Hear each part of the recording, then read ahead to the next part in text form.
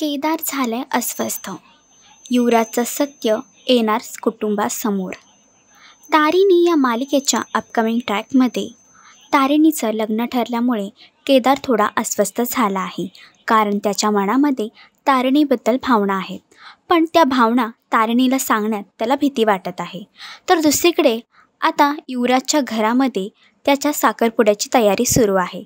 यातच एका मुलीने येऊन कुटुंबांना सांगितलं आहे की तिच्या पोटामध्ये युवराजचं मूल वाढतं आहे. हे सत्य ऐकून कुटुंबाला मात्र धक्काच बसला आहे. तर युवराज हे सत्य स्वीकारेल का तारिणीसमोर आणून ठेवेल दुसरं आव्हान, हे बघण्यासाठी तारिणी ही मालिका नक्की बघा.